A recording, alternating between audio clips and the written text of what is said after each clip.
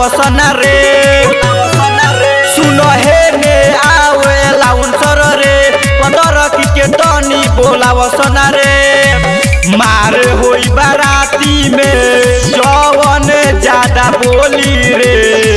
धोरी ना देखइबे चली धाए धाए बोली रे धोरी ना देखइबे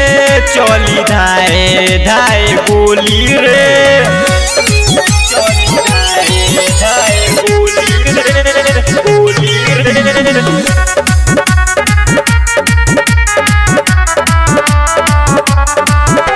कि जमके निकली बाराते टोला गाँव घूमी साथे बोले नहीं पाई पवनो यहाँ बाटे सभी जाते कि जमके निकली बाराते टोला गाँव बा हमारा साथे बोले नहीं पाई पवनो यहाँ बाटे सभी जाते थोड़ा थोड़ा नाच के देखाओ चोली आके खोली रे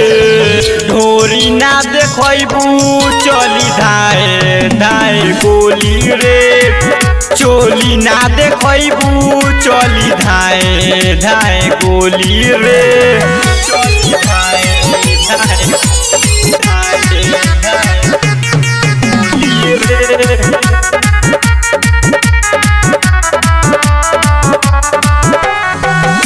नाचसन पारा पारी सुनसन आजू के राती गाना बजाई के सुनो डीजे पवन के सारी नाचसन पारा पारी सुनसन आजू के राती गाना बजाई के सुनो डीजे में पवन के सारी थाना पुलिस सुनो नहीं सागर से बोली रे ढोरी ना देखबू चली धाए धाए गोली रे चोली ना देखबू चली धाए धाए गोली रे